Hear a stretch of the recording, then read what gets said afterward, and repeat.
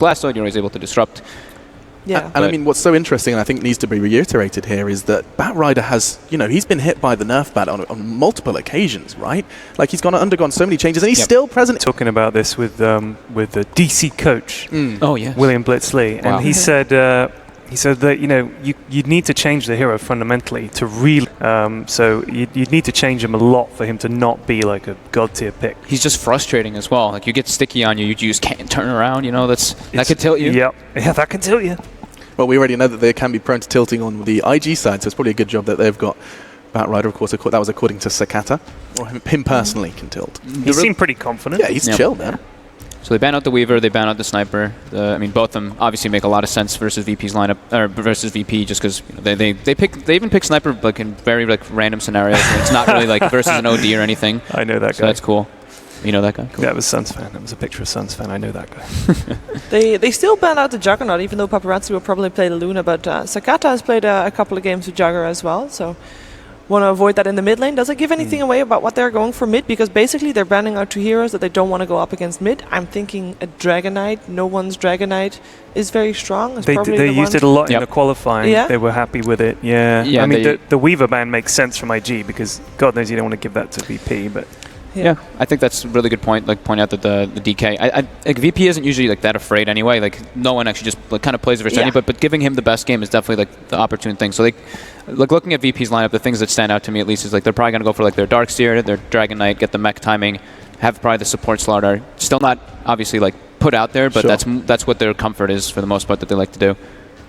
It's early. It's early for pro players, it's early morning. Take it nice and easy, get a nice straightforward lineup. You don't want to do anything too crazy. This is early in the day. They need a good few hours to warm up. Well, while they are thinking about it, I do want to kind of regurgitate some information regarding VP, and they came in with this kind of hyper-aggressive tag attached to them. You've seen them play in the group stage. Admittedly, it was quite brief, considering how quickly they glided through it, but did we still see them? Do they still deserve this hyper-aggressive tag, or have they got more diversity to their game now? I mean, surely they don't just have one playstyle fogged.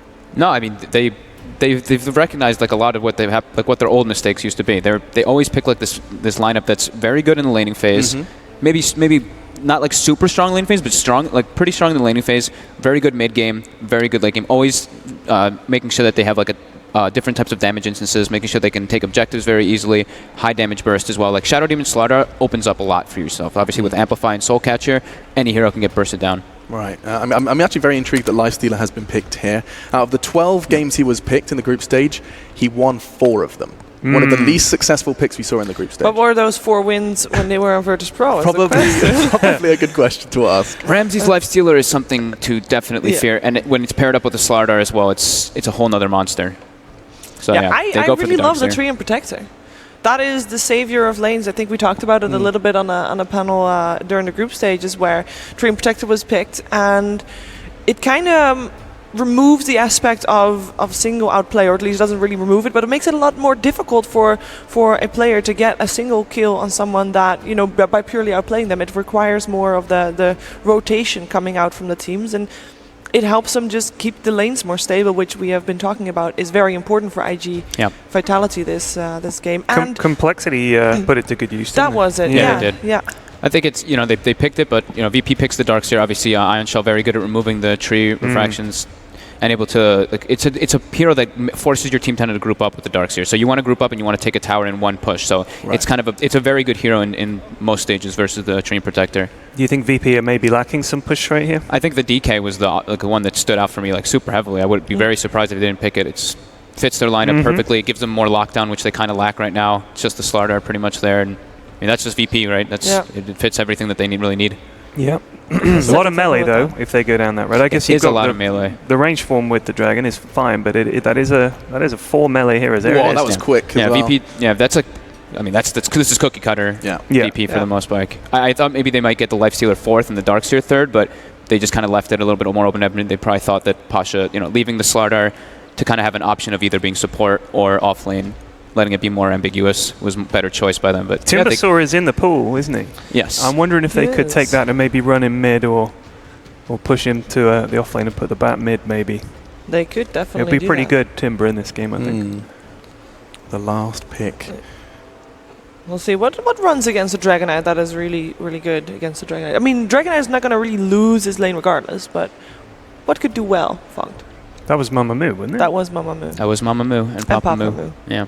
I mean, Timber looks pretty decent. I don't remember actually if Cicada plays it that much though, right? I know Paparazzi's played it a few times. A lot of Queen of Pain, Templar Assassin, Shadow Fiend, Invoker OD. Please not Queen of Pain. It's a good job Winter's not on the desk. They do go for it the is the Timber. Yeah. It's very good versus all the melee versus the heavy strength lineup. So interesting. Interesting. Is that going to be the kind of closing thoughts then? IG going up against a very scary Virtus Pro, but the draft hasn't completely changed your mind. No. just clarifying. All right. Well, we'll leave it there for us here at the desk because our casters are ready. We're going to let them talk it through. On the menu tonight for your casting dish, it's none other than Toby and Malini. I call them Tobini. Well, I know we're a bunch of dishes, but Tobini, I don't know if I really want to have that one. You can quote anyone. Well, we've got a happy crowd behind us. That we do. It's a wonderful early morning to start a great day of Dota. Virtus Pro going up against IG Vitality. I know a lot of people are looking at VP to be the #1 team, even to win the entire major at this point, but I don't know if IG Vitality have enough to knock them off. This is a best of 3, though. Well, this is a draft that they should surely be expected to face up against. I think they'll be fine. Yeah, I was actually wondering like how the draft would unfold.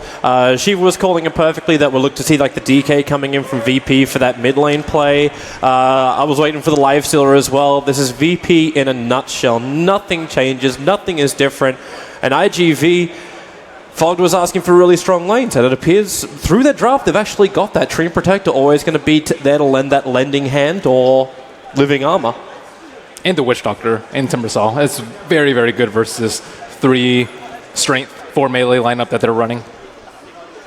You were wondering, though, if there was going to be enough magical damage. I know we're talking about this during the drafting phase. Does IGV have enough of that? Does the Timbersaw actually help provide enough of that burst that VP should be at least more focused on killing the Timber?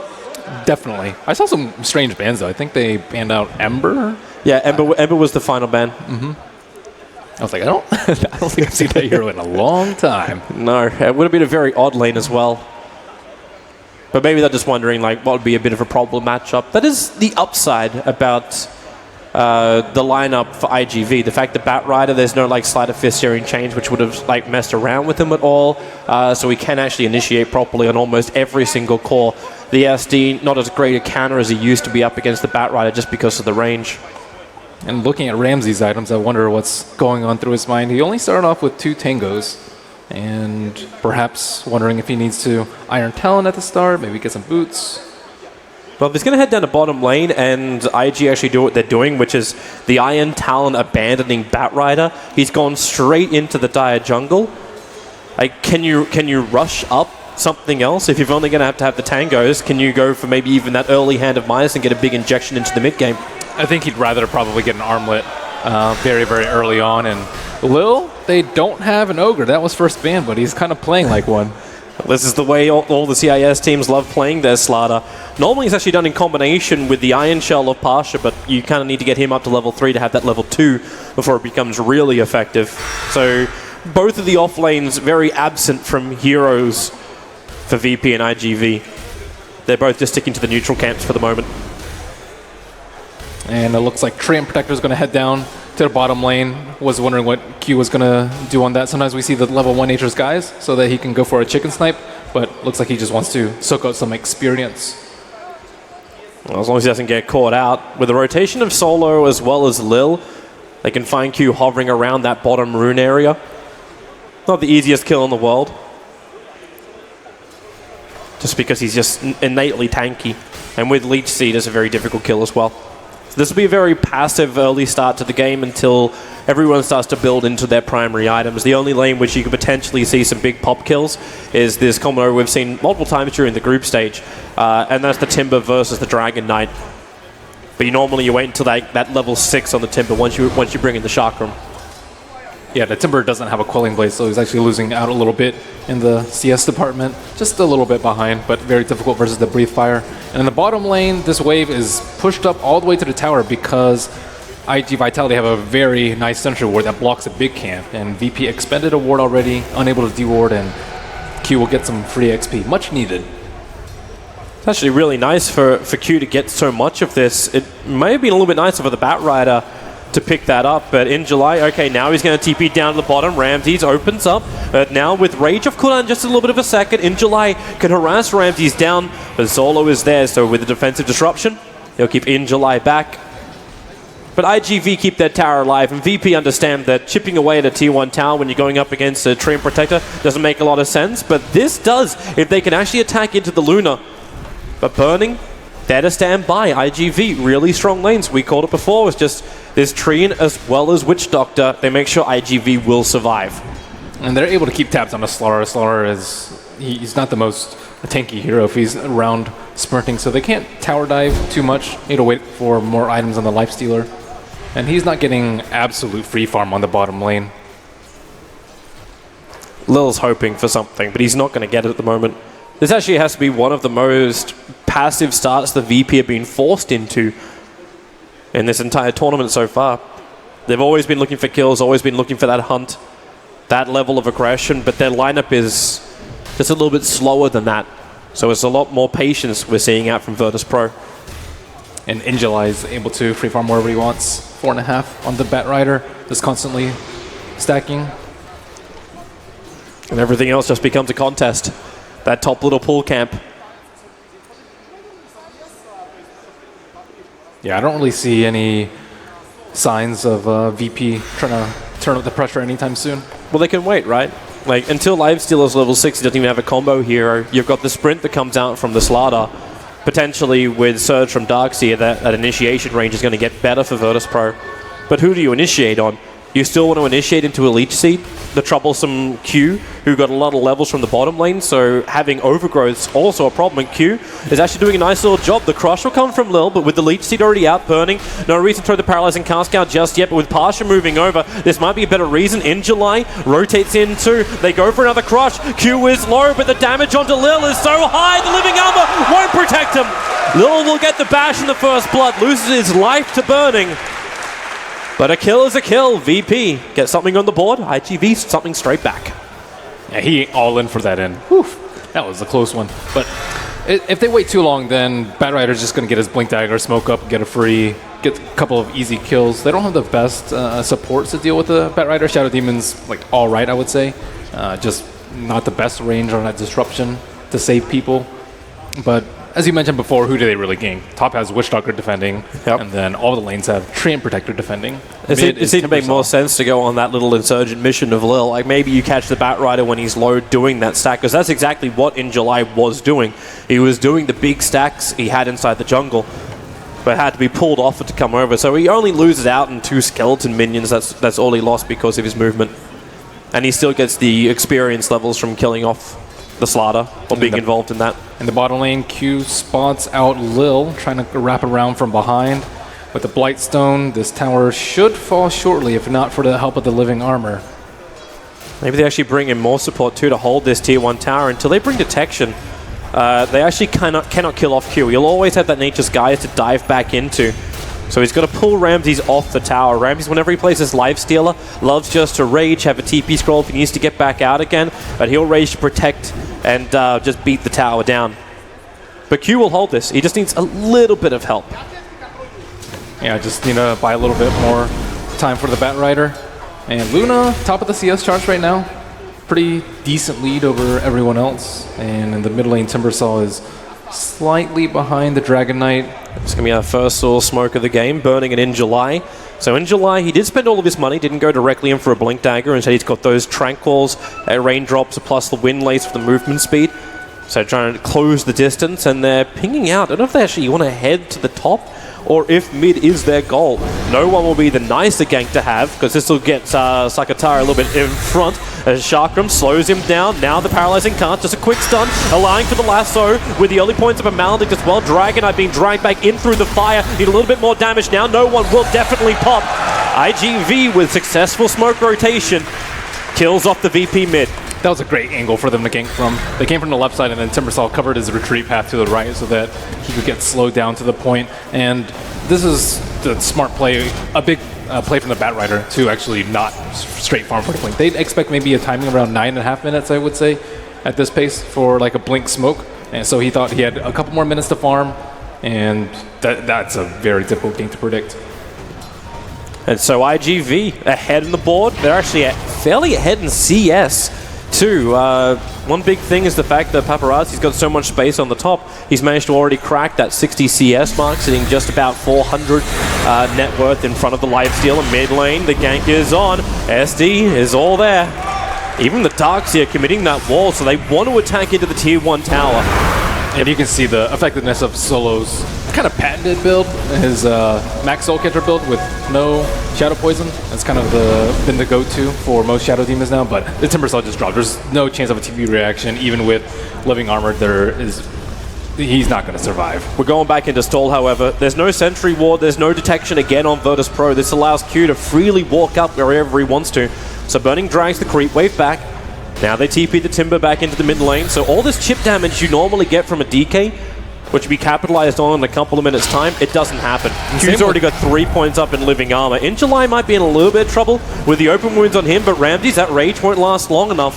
And with the Firefly down, he cannot pursue in July into the trees. And VP just don't know where to attack right now. Mid tower is still very healthy. Bottom tower was at a 3rd HP, but now it's healed back up by the living armor, and they're just buying so much time. VP, this is the time where they attack all the lanes, get a couple of kills, and start to get their blink daggers and just keep the train rolling. But there is just nowhere for them to go, except for farm, and they don't want to farm. You got to give props to IGV. They've read VP's timing perfectly. They understand how to counter against it. Farm up a huge core. It's going to be a very big Luna going into the mid game. Burning still getting levels for himself too.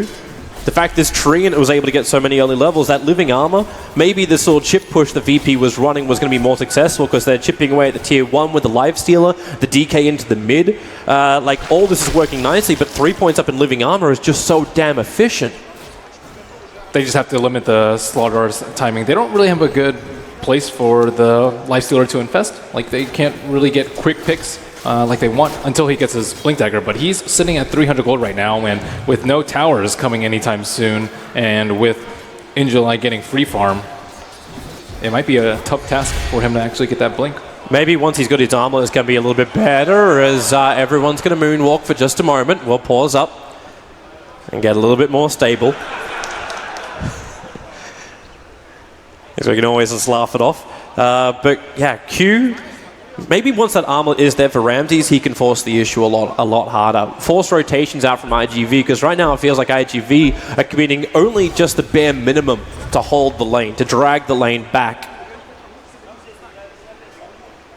I think overall, though, this is going much better for IG Vitality and VP. Maybe not expecting such a staunch early game from IG. That's a support player right there, everybody. That's Burning. With this set, it's a very, very nice set. Crafted in gold. Hi, everybody. We're admiring the models. Yeah, that's what it's like. We've got mood lighting down here in the theater. It's a beautiful theater as well. The atmosphere is nice to actually bring a Valve Major back into a theater environment after Ben and Royal Hall. Mm-hmm. It's a beautiful. It's cozy. It is. It really is. It's a lot more intimate. Yeah, I can almost touch crowd. Almost. they're just there. They're just there. But man, like this game is a lot closer. Like when I woke up this morning, I'm like, okay, VP versus IGV. I'm not expecting it to be as close after IGV's performance during the group stage, but they really seem to have in the last 2 days, because each team had a 2-day break coming into this, maybe even a little bit more if you played in the Group A. They've taken their time, they've looked at VP, and VP did exactly what we were expecting for them in the draft, and IGV, at least they've got their draft in position to help them win here. But that's the thing about VP's draft. All 5 of their heroes you could have probably easily predicted, especially with the bans coming out and the first phase Luna from IG Vitality, and there's a couple differing theories on the draft. One is like pick, if you win, just keep picking the same thing until someone breaks you, or just change it up every game so they never know what's coming. So that's kind of like Wing's philosophy versus VP's philosophy, and VP have yet to really be tested, especially in the group stage where they just steamrolled everyone. But I would say this Treant Protector pick is causing a lot of difficulties for VP, and it's just slowing them down a lot. Even faring over a Dust or a Sentry Wards can stall precious seconds. And all these towers still alive is a big problem. And wasn't it Lil who said during an interview over at the summit, the fact like if they have to change up, like if someone does force them into a different position, like they would only have to reveal maybe 10% of their strats in order to get back on top. So we're back into the game now, so everything is smooth for the players, and we continue this battle. Where we left off, VP were trying to bring down the tier 1 tower and bottom lane, and IGV are in a good position to trade, so they're now pushing the tier 1 tower with the regeneration of Burning, that little baby sitting of in July, and the damage that comes in from a Luna. It's a straight tier 1 for tier 1 tower trade-off, so eventually it was going to happen, but IGV managed to stall out long enough, they get themselves a good trade-off. And bringing up the items, I see that IG Vitality have heavily committed to raindrops. They have 4 raindrops on their side right now and only 1 on the side of VP, so they just do not want to... Look, there hasn't been any fights really, so it's like, do you expect to be able to farm or do you want to actually fight a lot? And judging by this and this smoke, they are ready to get some kills. That smoke happened right underneath the Radiant Observer Ward, so Virtus.pro are very aware what IGV are doing. It was a ward that was placed down a long time ago by Solo. Yep. So all they wait for is the mid gank. So even if the smoke's going to fail, you want no one to reveal himself. You want someone to show themselves because you just move around and run this with this Luna, just a straight pressure, tier 1 to tier 1, and you catch out VP before they're willing to defend. The Dragon Knight form was already triggered. You do not have this. So instead it's going to have to be Lil combining up, and yeah, here comes VP. Coming in force, Solo can't get disruption off, he was moving to the front lines to try it. As an all VP get is the amplification over on the Batrider. They're also struggling for one of their ultimates. Shadow Demon is the only hero in this game that does not have his level 6, which could be a problem. Not certain if IGV, with one person up the hill, they would have seen that smoke. So IGV now disappear into the trees, quite literally with the Treant Protector. And However, it's VP who are now going to attack, so they're going to attack into IGV. There is very little way they can push into this. And nope, Blink Daggers on either side, so daytime means very little chance of actually getting a kill, but now that nighttime has descended upon us, might be time for them to make some more aggressive maneuvers. Now the DK has to be very, very scared when farming his jungle. They don't really have great vision on that bottom side of the map, which would be a great attack angle for Vitality to come from. Shadow Demon kind of sitting behind. Have we really turned this into 5-man Dota? Paparazzi was able to find a double damage rune in the bot river, so farming up the quick. There was just a 1 ancient stack for him. I think this definitely favors Vitality. They have a much better team fight. VP, which of their heroes are good at team fight? Just the Darkseer, really. I'm looking at the other 4, and they have a fair amount of damage, but a lot of it single target. And until you get the Blink Daggers, is it really that effective? Yeah, they need maybe a big vacuum crush, but that's pretty hard to pull off in this. And the Lifestealer is always going to be hindered by the Treant Protector. And of course, they have to worry about the magic damage output from the Luna and the Timbersaw before any BKBs come out. So as I said, VP just turned this into just a little bit more of a split game again. So the tier 1 tower on the top lane is being harassed down with the Dragon Knight triggering his form. Wants this kill because this will allow no one to finish up his armlet. But IGV, again we go into it. A 1-for-1 trade, tit for tat.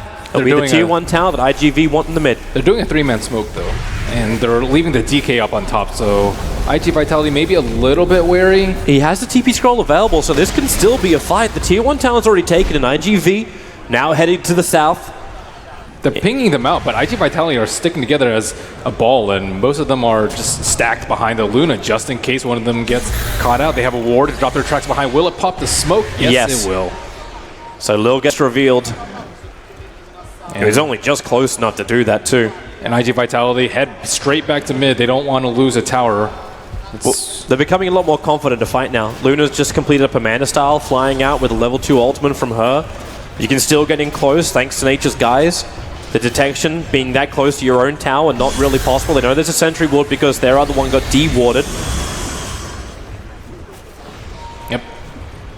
It's much better for them to defend so they can heal up the tower and then make a favorable trade later.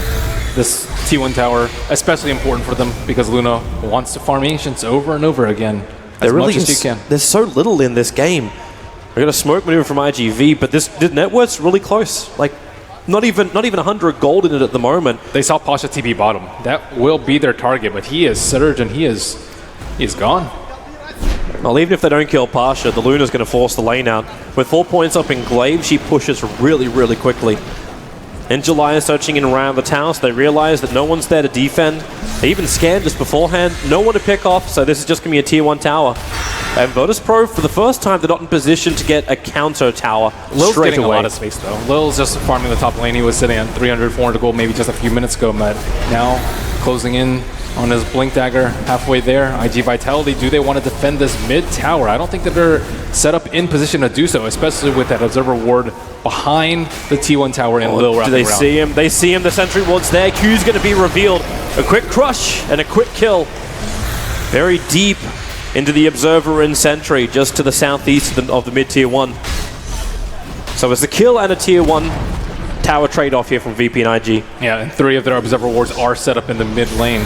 And they committed a lot just for a free kill, lost a T1 tower in the process, but Lil still kind of just away from his team, doing his own thing. Is that team fight timing you're talking about? Just build up to it, be patient. That's all VP need to do.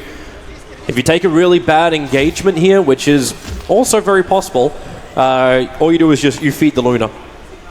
And then you'll have no way to deal with her. Especially before BKBs. And I think that's the sort of game where if you're the Slardar, you kind of want to aim for a BKB going in late, or else a Timbersaw will just destroy you every time you go inside the fight. So I also think it's important for the Slardar to stay alive so you can aim multiple people. They don't have a really good way to take it off aside from the Manta on the Luna right now. So I think Lil is a very important hero in this game. As long as he doesn't die, Lil, okay. Protection Fake Crush onto the Bounty Rune. And despite all this farming, Timbersaw is actually pretty far behind. He is number 4 in net worth and has not gotten his Bloodstone yet. In July, tried to slip over the bottom lane. The pings already came out. I think he's asking for another invis. Solo started his TP. Lil's on the run out. So it's Virtus Pro understanding the movements here of IGV. They don't really have that many deep wards to find IGV's movements. They see Burning stacking thanks to the Observer Ward. That's right next to Sentry. That was what helped VP in the last fight. And the other one's sitting right in front of the tier 2 tower. So they don't see much more outside of the mid lane. The jungles are very, very dark for them. But Luna's just been taking stack after stack after stack. She's about to hit the 10,000 net worth. Nice little mark for her. Already with the Dragon Lance, already with the Mana Style. The range is good. The disengage and confusion from Manta is also good. I think it's about time for VP to fight, though. They have the Blink Dagger on Slardar. They have a DD in No One's Bottle. And Lifestealer has his Echo Saber. Most of his items are complete, aside from perhaps a Desolator. It's also IG's time to fight. They're getting far enough away from that Observer Ward. In fact, Burning is de-warding it at the moment. That they can do something with the Blink Dagger, which is freshly onto In July. I would say it's a fairly predictable smoke, though, because Batrider's not showing, and then they just de-ward it, and they're all grouped up around mid. So if they do it, I think VP will kind of expect it at this particular moment. So what else do you try and attempt? Like, you just keep farming? You can maybe make a Roach play, but VP already have Observer Wards in the area, and they have eyes on Burning, so... Maybe even time for a gem, then get it up on the Batrider. Risky when you still want to run a Tree and Protector. So now they see In July. He thinks he's safe with the Nature's Guise, but Tree and Protector had died there not too long ago, and with the Observer Ward Sentry combo, the Blink Dagger will be revealed. He kind of has to know. Like with the way the fight happened previously, unless I think it just timed out, Treant's walking around with a Sentry, but he's just dropped it in the bottom part of the river, so VP smoke up. They're about to cross over with that Observer Ward that is see a lot, but In July up on the cliffside, breaks it. The blind Blink Crush won't work. Tree Protector gets a huge oldie. 5 caught inside of it with the Eclipse damage. Need to do more, but the Darkseer, the back wall, it may be enough for Willard. It's a 1-for-1 trade up. The Death Lord is doing its work, but the Batrider, it's IGV coming out on top.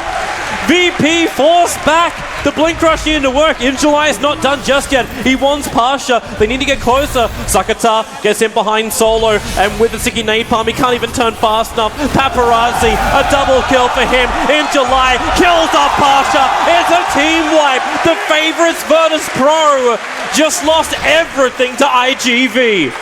That was phenomenal positioning from the Batrider. He hid in the trees, he popped the smoke on the back line, and overall their positioning was just great. It's up the hill on the Ancients, and VP, they wanted to fight under the Observer Reward, but IG Vitality, they didn't make the obvious play. Like, a lot of their plays have just been not by the books. Batrider fighting way before his Blink Dagger, not even going for the Blink Dagger first, not smoking as soon as they get the Blink Dagger, and VP, they're expecting all these things to happen, and they're getting punished when they're like, okay, I guess we should do something because things aren't playing out the way that they wanted it to.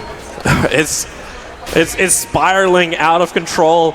The graphs just plummet down. It's like right now it's only a 3,500 swing for the net worth, but let's actually have a quick look at it again. So there's Lil's initiation, and Q at this point roots the entire VP lineup.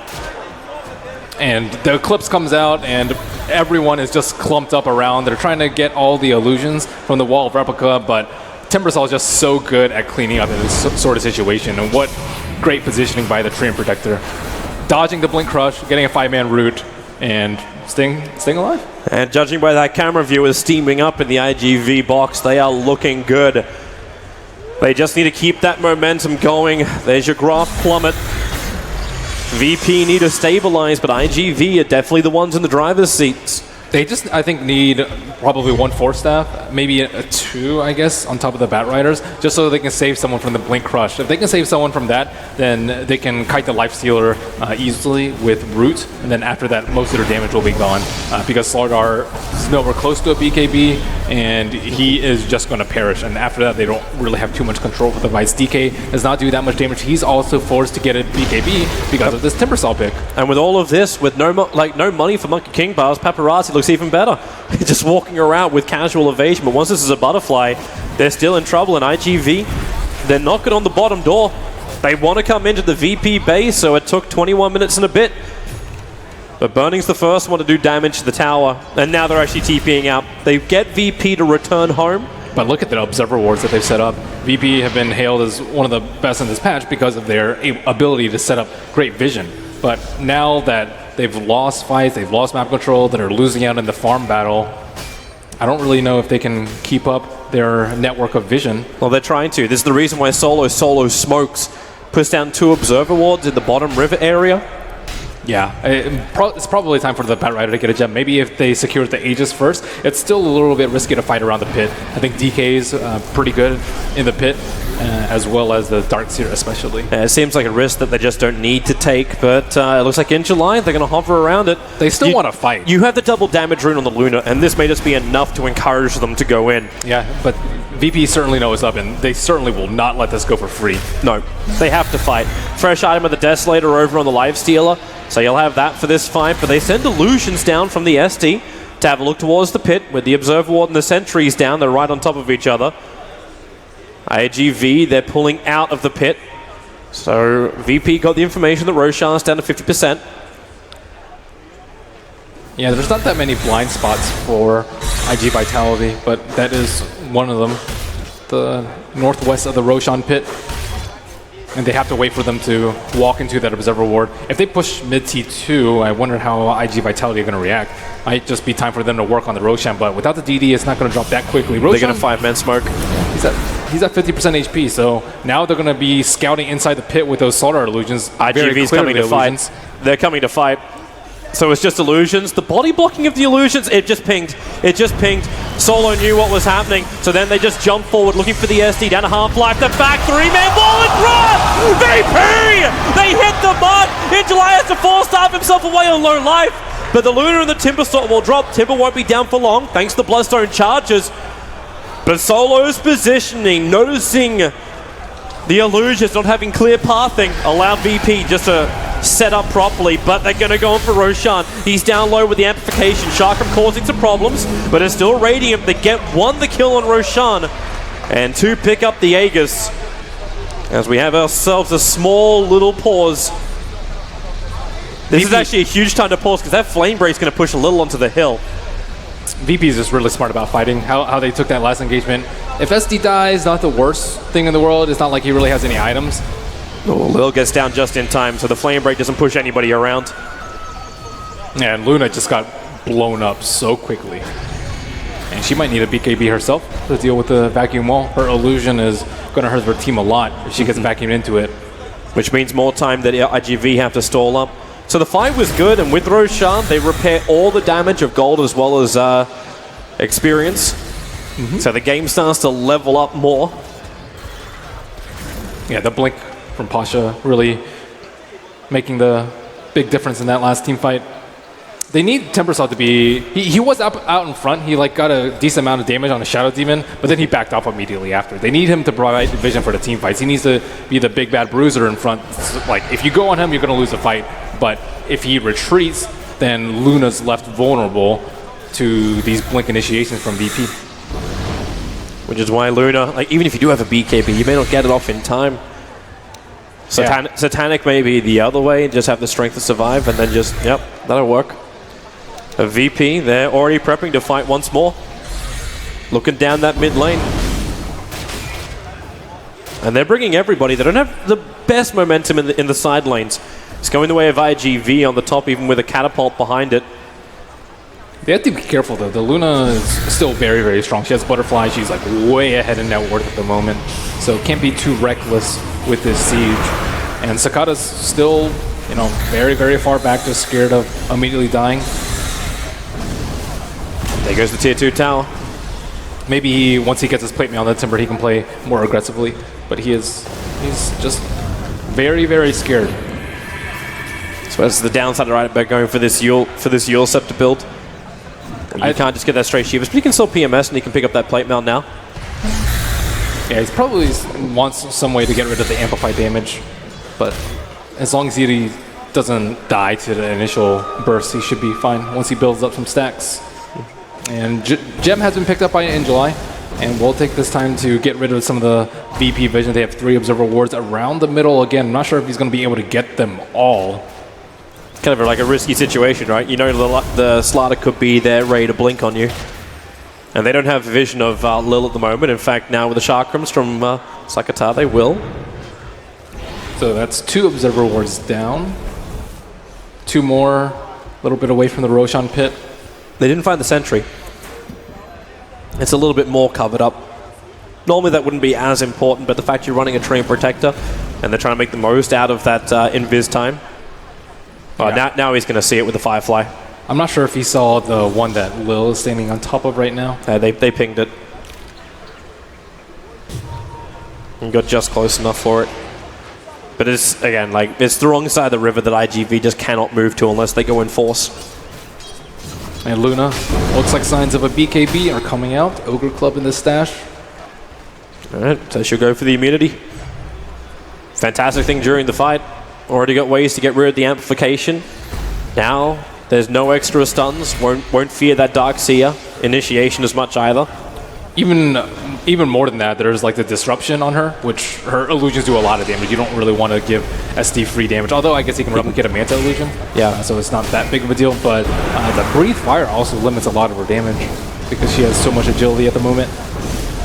Timber's pushing in the mid, so VP, they will get to claim this tier 2 tower. IGV, there's no reason to slow this down. May fortify so they can push in through the top lane and try and get a tier 2 tower of their own, but IGV are not committing to the push.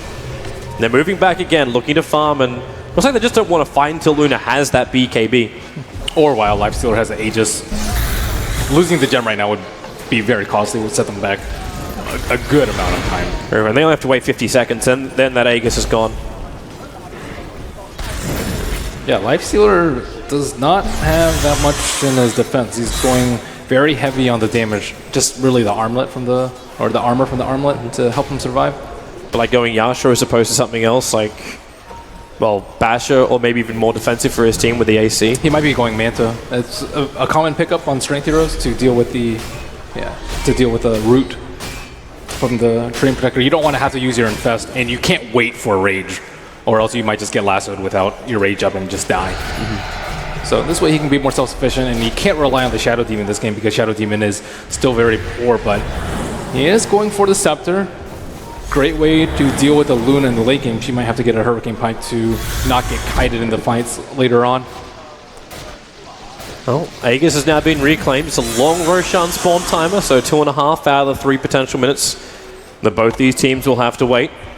But the BKB over on Luna, IGV is in a decent position to try and look for an engagement if they wish. They need more on the supports of IG Vitality. The Treant Protector is just bare bones in his Arcane, plus they're literally support items. Literally the same items right now. Yeah, Witch Doctor Scepter is also something that you probably want to aim for in the late game, similar to how the Shadow Demon is, that versus this many melee heroes, it would do a lot of damage. And instead they seem to be very much focusing on the Yule Scepter build. Yeah. Unless that's going to be... He's going for a force. It'll be a force stop, so it's just the movement speed with the lace. He's great at kiting at DK. I guess a Lotus would actually be pretty useful. I don't know who would farm it. I guess the Timber Song, but he definitely needs the armor from the Shivas first before he can think about a Lotus. And Shadow Demon lays some wards in mid. Well, the Luna is the only one close enough to it at the moment. The rest of IGV are being put into nature's guise. Yeah, they don't actually have too much protection on the Radiant side either. They could easily get caught out by a Batrider who's under nature's guise. But I like the way they move. They're like constantly seeking to get better position. Like if IG Vitality come to them, their IG Vitality are going to lose the team fight because they'll be able to either kite the Luna while she's BKB'd or pop her before her BKB is activated. And the only time that they've lost a big fight, really the only fight that, one of the only 2 fights that they've taken was on IG's terms up onto their secret shop. But now this is a little bit of a compromising position. They're on flat ground. They don't have vision behind the tower, so this could be a maneuver for Batrider to Firefly through the top side, which they're actually maybe kind of expecting with Lightseeker's positioning. Here it comes in July, jumping around the back. The Firefly vision sees Punch with a jump forward. He found the real DK. No one dragged in with the Eclipse. No one so low. Gets his BKB up for the back wall. Space is being created now for Virtus Pro. The Eclipse still doing work, but will it be enough? The BKB Luna now wears off. Ramses, one more hit will do it. Burning looks for the body block. The force up. The crush from Lil won't do enough, but maybe with the elusive beam, Slaughter trapped inside the base. They're just chasing him in deeper. IGV down to just a few heroes, but it's VP who assault into that tier 3 tower. Lil has managed to go on for a long wander straight past the fountain, past the tier 4 towers, and out through the bottom of the base. He'll rejoin the rest of his teammates in a bit. The Virtus Pro making the most of the time they've got. Bring down the tier 3 tower, now into the melee racks as well. IGV, they just don't have the defense against it. Wow, no one was so close to dying at the beginning of the fight, which would have been a completely different story. And again, they get a huge vacuum crush wall. Yeah, you have to admire VP's ability to team fight. Also the patience, like we're seeing a very different game style. Fogg was mentioning the fact that we've had a couple of CIS teams, Team Empire and VP are normally the ones which go high up on the list of struggling at the Valve major events, but Virtus Pro, they're showing their depth, not just in their draft, because this is obviously not depth in their draft with what they've got here, but in their play style. They're happy to go hyper aggressive. They can play the very stalled trade-off style of gameplay.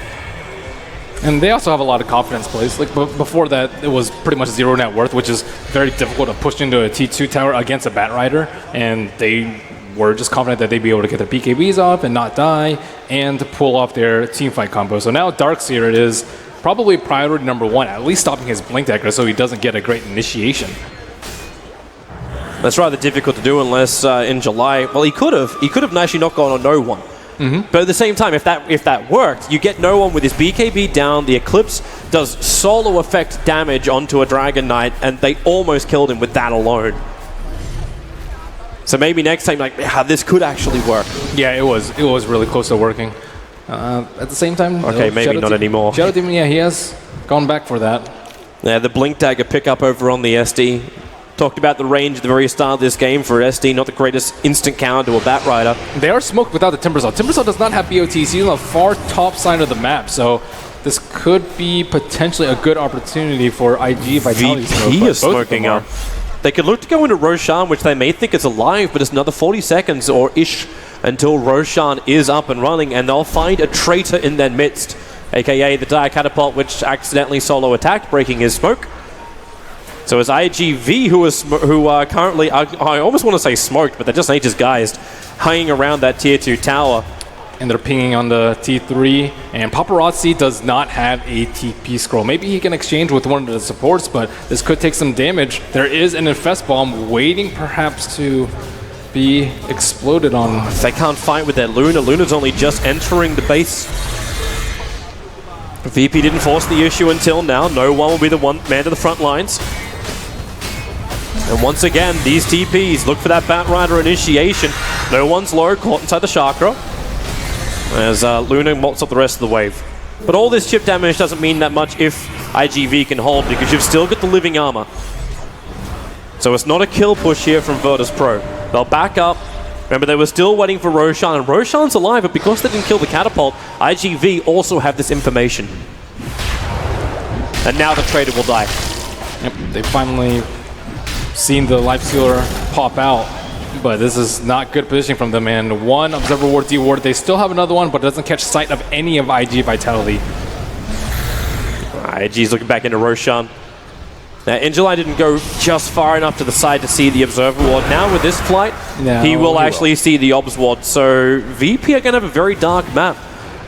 2 wards that are unable to go through full duration. In fact, if you look at the map at the moment, all they've got is their illusions. So this turns into 5-man Dota just because of this. And who's going to get the jump on whom? At this point, no one. IGV's backing out.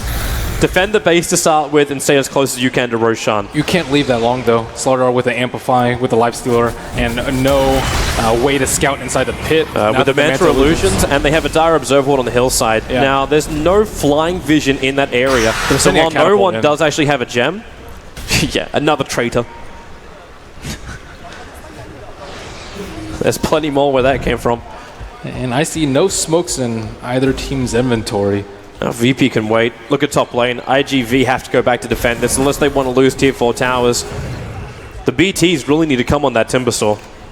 So he can be that defense. But instead, we've got an in July BKB flying out in the courier at the moment. So the Batrider's got a little bit more. There's still the siege creep inside. They see all 4 of these heroes, and Lifestealer just popped his rage. It could be a good time for them to fight. Q is close enough that his overgrowth will also be effective from outside that pit. They also need Sakata over here. He was pushing out the lanes, as you had mentioned. They need BTs. They need something. The bottom lane's pushing in too far. The top lane continues to pressure, and VP will back out every single time there's no one from IGV defending the top lane. They're very vigilant about constantly having something close to or inside the pit, in between the Manta Illusions and the HOD, knowing that any 10-second window could be VP's chance to take down that prized Roshan. But seeing how low it is, it could be very tempting for them to go inside themselves. And VP's also doing the same thing, constantly sending a barrage of illusions throughout the lanes and around the pit. This time they're infested. VP still have not seen that Observer Ward up on the hillside. This is doing so much work for IGV. They know where VP is moving. They can reposition for it. So they send a Timbersaw in to start with. Living Arm was already up, so he tanked up a lot of that damage. Forced up out. Now the back of 3-man wall. Overgrowth needs to create a little bit of space as DK locked in position with that lasso, but now he breaks free and does his damage to Q. Paparazzi can't attack fast enough. He'll go down, and without the Luna, IGV must be in full retreat, or will they? The Timbersaw isolated now. IGV, they've still got extra support with the Blink Crush from Lil. It keeps the Witch Doctor out. Burning will get instantly evaporated. And in July, the last man left standing, but he will not stand for long as they surround him for the death parade. Team wipe in favor of Virtus Pro. Now they can take Roshan and maybe more. Now they are just so darn tanky that they're definitely able to pop their BKBs in time, and now with Solo at the backup with a Blink Dagger, there is very little chance of any of their strength heroes dying at the start. And Timbersaw, he's supposed to be the tankiest hero on the side of IG Vitality, but he almost got blown up in a matter of seconds. They had to blow so many cooldowns at the start. And Luna, she popped her Manta early, and she just got amped and focused down during her BKB. It doesn't even matter that Lifestealer does not have an MKB just yet. And also the Manta Illusions from the Lifestealer also tanked up the flips. Sakata thought he had a Q, jumps in, throws the ulti out. The DK's low, but he can just toggle through it. They lose another 2. Fighting before the Luna is back up and running. And this may be VP's ticket to actually gain Megas. And in fact, they just get the GG call. Still IGV had nothing else to defend with. Virtus Pro take game 1. A very scary game for Virtus Pro. Showcasing a little bit of the weakness, maybe a bit of predictability from the heroes that they run in the draft, and I think a lot of fortitude coming out from IG Vitality with the Treant Protector pick, the way they played the early game, and that one team fight that they took around the Secret Shop. Yeah, that was the time when IGV was able to get ahead, but then Virtus Pro, they also caught a bit of a break. The illusion block, and then the SD in the right position. So Solo, he made it just work so perfectly. You lose your Luna, you lose your momentum, and Virtus Pro, they dodge a bullet. And they were definitely staring down the barrel a lot closer than a lot of people would have thought. In fact, you saw the predictions come out beforehand. It was 100% going the way of Virtus Pro on some of them. And you have to always understand that every team has a chance in the game of Dota. Their team fight prowess is unrivaled, I would say, by any team in this tournament. And this game showed exactly why. Yep, but IGV, you got to give them props as well. Real solid strat, very, very patient. Virtus Pro showed the same kind of thing too. And, well, if IGV can show that, if they can also get a really strong draft into game number 2, we could actually have a third game. We could have a series. Of course, the analysts, is that possible? That is the question, Toby, isn't it? Yes, indeed. I'm really not so sure if our analysts agree with me, but I have to say, I think everyone loved seeing what IG could do in that first game, right? You guys were sitting there. I feel like there was a surprise in your voice, Toby, when you were casting IG. Well, yeah, I didn't think anybody could actually keep VP at bay, and IGV did it really, really well. I saw the Witch Doctor and Treant Protector. I'm like, oh, okay, this is going to be a really passive laning phase. VP's going to walk over, but no, they made the real solid decisions all game for the mid game. They tamed the beast, and I'll let you guys go take a quick breather. When we come back, you'll get that second game underway. Talking of beasts, got 3 of them joining me. Of course, got Fog, Shiva, and Pyrian Flax. Gentlemen and ladies, let's talk about this one. I have to start with the kind of traditional proceedings here, Fogged. You were impressed. Literally 10 minutes in, you were sitting there with eyebrows raised saying, what's happening here? IG showed up. Honestly, they played really well. They played around their lineup in a great manner. They just kind of grouped up as this ball, and we're looking at VP to make the mistakes. Like we kind of said, this is how they should play to win this game. They had a great early start. Laning phase was pretty much, maybe even going in their favor slightly. Take that, VP feels maybe a little bit like under the pressure. They have like their items. They go for this play. 5-man root from the Treant Protector in July in a perfect position on the Bat Rider. Burning on the Witch Doctor as well. Backline, full duration Death Ward. This one was like, we were like, oh my god, they might actually win this game just because of how far ahead the Luna gets. But like Ben Merlini pointed out, the fight prowess from VP is impeccable. Their team fight prowess is unrivaled. He's like those blink combos were just like perfect. They just get like a 3-man crush, instantly blow up the Luna. It doesn't even matter how far ahead he is if he just dies in that way. So, still, lots of props to IGV just for the way that they played. They grouped up. They recognized what they need to do in this game. Yeah, they had a bit of a clock on them this game. They needed to win, as we said earlier. They needed to dominate the lanes and then build off the back of that. And at that point, they killed everybody on Virtus Pro. That would be their time to start taking the fights to the Virtus Pro side of the map and maybe try and take some more towers and get some more control there. But the first rotation that comes after the one we just saw was indeed the Virtus Pro rotation to get the Blink Crush vacuum into 3 and Luna blows up. And I think at that point, IG Vitality already lost their momentum. Yeah. And they really need to keep snowballing to end the game in a win for them. VP's heroes were also just like, they're so tanky. As soon as they get like a couple items, like nobody can really die. Even if they isolate somebody, you saw like in that top fight specifically, like DK drops super low, but then as soon as he pops the BKB, the rest of them isolate the Luna, and DK is able to just move himself away because the Luna is all their physical damage within this fight, in this game, except for the Death Ward. So he just survives, moves away.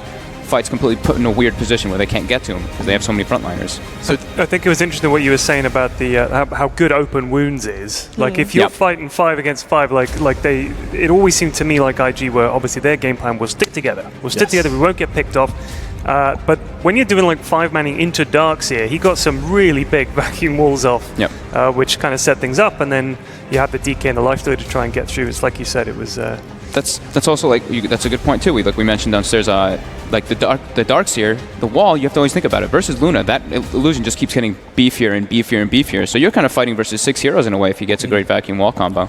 So do you think it was a bit of a conflict of interest then? You've got IG wanting to stay together, and you've got Darkseer saying, please stay together. Yeah, and it also sets up like some big 2-3-man crushes and things like that. So, I mean, they didn't have a choice. I think they had to do it that way. But as the game wore on, it meant that how are we going to kill these guys? And like the Darkseer wall, if Luna gets bigger, great. That's a nicely farmed illusion for us. So it was tricky for them. Tricky for sure. We'll bring up the scoreboard as well. This is going to be a good indicator of where the strengths did lie for IG. And there were some strengths. Praise definitely being held towards them. They managed to make that game a whole lot closer as we initially anticipated. Still, 16-7 when you actually look at the numbers, Shiva.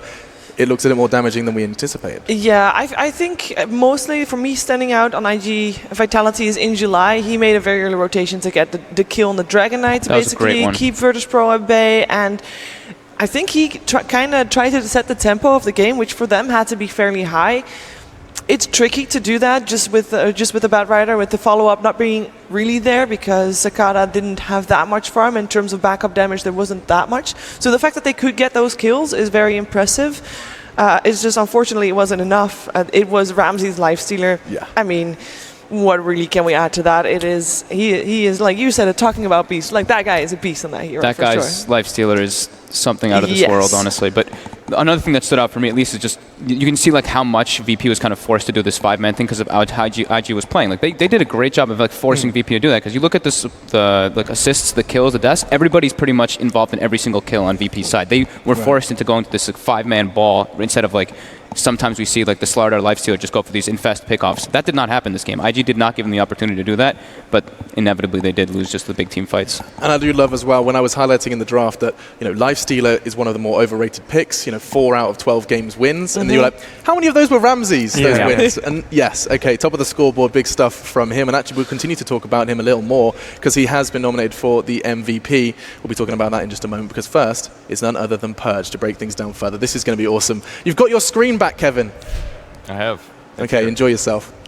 Thank you. So, what I want to focus on is the draft a little bit. I really love the pick from IG Vitality, the Treant Protector. Normally what it benefits you is your lanes are stronger because your heroes don't die, but also it allows you to save and defend your towers. So the early game, we didn't see a whole lot of kills, but that's mostly just because of smart movement between VP as well as IG. Here's a Radiant scan. Dragon Knight looking to see if there's a swing around. So because IG grew up here as 5, and he's able to defend this just with a Fire Blast, it forces IG to actually waste some of their time. And sometimes they'll do things like go grab Ancients, for example, which is what they did here, VP pressuring up on the mid lane.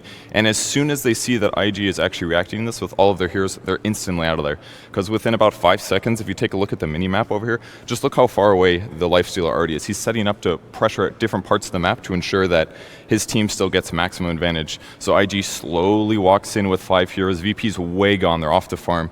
And you see that later as well. IG again grouping up mid to push, and VP's already in position, split pushing top with Dragon Knight, and still farming other places on the map. So eventually they do get this tower, but the important thing is that VP's always trading 1 tower for 1 tower. You have to do that against a Treant Protector, otherwise he's going to make sure that you never actually get a tower advantage.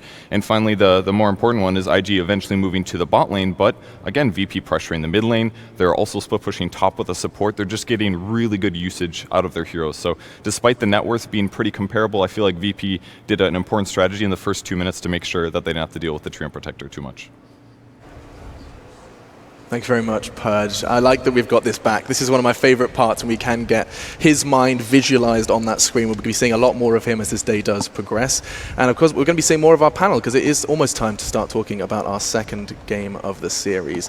The final words from Toby and Malini, when they did throw it back to us, guys, was if they can tighten up their draft and tighten up their mid game, we could see a full series. And I want to know, how realistic that goal is. VP have already demonstrated that they can overcome that initial lead IG had nurtured. And so, I mean, Ted, I'm looking at you. You are always someone that has a little bit of an edge for the underdog. But yeah, I'm always wrong, though, dude. Yes, okay, fine. I mean, the thing is, I feel like they decided, okay, we'll go as 5. Luna gets all the farm. But because of that, VP were able to get farm on DK and Lifestealer. The Timbersaw didn't get what he needed quick enough. And I don't know, I just kind of feel like maybe if they can mix it up a bit, try and play a bit more like VP did.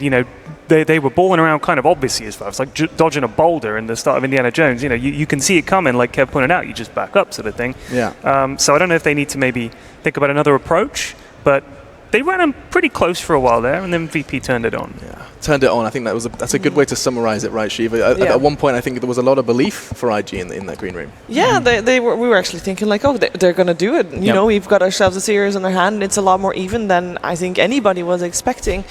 But in the end, it was all just delaying of execution from Virtus Pro that just came out swinging regardless. And I think the scariest part for me for Virtus Pro, the game that we just saw and the games that we saw during the group stages, is that they didn't really show something out of the ordinary. This is the Virtus Pro that we saw coming in. This is the Virtus Pro that we saw in the qualifiers. This is the Virtus Pro we've seen over the last 2 months. And we know that they've got more up their sleeve, but they haven't really needed to pull out anything out of the ordinary. They can just play their own games, like cruising through. They're giving Slaughter a lifestealer, like, why not, right? Yeah. They're just like, thank you, and we'll take these heroes. This is our like highest win percentage with these two, so why not? Yeah, and that was something we talked about actually way back when at the start of the show, was talking about, you know, keeping an ace up your sleeve in the group stage because of the way it was working in terms of seeding and no elimination. Now it is single elimination, and so if there was something up their sleeve, perhaps that now is the time to reveal it. Of course, IG haven't had too much time to stuff their sleeves full of aces. But if they do have something on their sleeve, this is the game. You don't wait for the next round. They have to go for it. But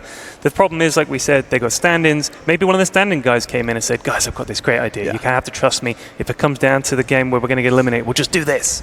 But I kindly doubt it. Something we have yet to recap, Shiva, is of course the run VP had at the summit, right? This was where a lot of the hype came from. You were present at that event. Yeah. I mean, they beheaded a lot of big names in Dota throughout that event. They did. They just 2-0'd Wings off the bat, I believe. Yep. They 2-1'd OG, so OG was able to take a game off them. So that's the game to look to and see, analyze how did OG actually win against Virtus Pro? Because that's the big question. How do you win against this powerhouse? Are you going to try to out-team fight them? Well, we already know that you can't do that. Are you going to try to snowball them, which I think is still one of the better strategies? You gotta step up your pace. If you're IG Vitality, sure, they tried last game, but maybe they weren't aggressive enough. Maybe they didn't have the heroes to be aggressive enough. But you gotta check which path you want to go for. It's like IG, even like you could see they had better team fight. Like even Merlin said it. He's like, they still have better team fight at some stages of the game. But then as soon as a Slaughter gets Blink Dagger, that's where the whole game changes. The whole momentum of everything just becomes completely different. Just because how good they are at landing those combos and just changing it. Like Timbersaw and Luna died instantly. That's like all your money, everything just were dead. Just melted. Just dissipate. Yeah. So I want to start talking social media. These guys have been throwing questions at us throughout the group stage. I think we might have a question thrown in. We'll see what they've been concocting backstage. And it looks like it's coming in from MathMage. He says, how does the single elimination format affect drafting? Full stop question mark. Full stop. It's a good question. That's for suspense, that full stop. I think, like we were talking about having a fancy strat that you pull out. Obviously, it does kind of mean if you lose the first game, now you've got to get serious. I mean, I think that was a very safe draft from VP. They kind of sleepwalked into it. It was super easy. IG just sort of let them pick those heroes. So I think you have to be. You can't make mistakes in the drafting. There's no, we'll learn from that. We'll come back and beat them via the low bracket. You've got to get it right. Are you suggesting, I mean, that there's less risks taken than Ted? Are you suggesting that they don't want to take these gambles just saying because of single elim? I mean, VP didn't need to. I feel like if they're up against a team they think they can beat, they just pick their steady Eddie strat and they just win with it. But I think IG need to come up with something, and they've got to come up with it now, not just from their own perspective, but they must have figured out VP now. Yeah. You've got to ban around that. I mean, you can't give them Slaughter again. You just can't. So they've got to learn quickly. Yeah, and it forces you to learn even more quick than you would normally do in a double elimination. You don't have time, like you have time to adjust, but the time is like, what we have 15 to 20 minutes? Good luck. That is a lot to digest. I mean, PPD was you could just see him in the crowd there when they're doing the crowd shot. I mean, EG liked that lower bracket, and then they come back, they figure you out, they come back and beat you via that. But that you don't get to do that this time. Yeah, it is getting down to the nitty gritty. You are sitting in that booth then, Fogged. I'm giving you a little bit of an interesting question. You're sitting in that booth with IG. I wish. Yeah. Sorry. Oh, yes. We'll have that discussion at the time. Please no. You're sitting in that booth and you've just conceded that game. You felt like things were coming together and it has been squandered. Now you have to win this next game to stay in the tournament. You know you're going up against a team that has yet to drop a single game at this major. What on earth are those words exchanged? Surely you can't sit there and just focus on the draft. You sit there and give pat on the back. Where does this go? Definitely point out the positives. Just like look at what they did well and just work on that. Just like small things, like small mistakes is kind of what lost it for them there. Like, of course, they had to win in an early manner. Like if the game progressed more and more, they were probably going to lose it as well, just because of the nature of VP's lineup scaling harder. But yeah, I think they should just stick to the positives. Like they had a good run. Like they had to just stick together. That 5-man ball was really working for them. Forced VP to make mistakes. I think that's also what happened. Like you mentioned the game at Summit when OG was playing versus VP. VP was like super over-eager, overzealous to take fight, and OG was just ready for it. And it was like a really, almost like a preemptive GG call by VP. They were just like, we're done. They like still had buybacks. They still had a chance to drag the game on, but they were just like, we made too many mistakes in this game. So I think try to make VP make mistakes and stick as a unit is definitely IG's strong point. Forcing errors from a CIS powerhouse that we have, Shiva relentlessly said, make little mistakes. Yeah. It's such a scary task to start off this major. Something that that Lil said in his interview as well earlier today was that, Solo is the one that say, this is what we're doing, and if I say it, that's the final say. Nobody else has any say in that, and I think that is the main difference for Virtus.pro this time around, where, you see former Virtus.pro and they dive, they go, and they fight. But if there's someone that says, stop chasing, stop fighting, we're going back, we're not taking this fight, and everybody listens instantly, like no hesitation, everybody trusts Solo, like trust is a big deal in that. That's just making all the difference in this squad. And a lot of that trust comes from respect. I think, Folk, you'll be the first to agree that a captain has to have respect within his roster, otherwise that doesn't happen. And he definitely does. Like Lil is probably, people can say he comes up arrogant and stuff like that, but you could hear in his interview how much he respected Solo. He's like, yeah, this guy has an incredible amount of experience. He's older than us. He's our elder. He's our dude. Respect your elders. Talking of elders, Ted, we haven't heard. I knew that was going. Go on.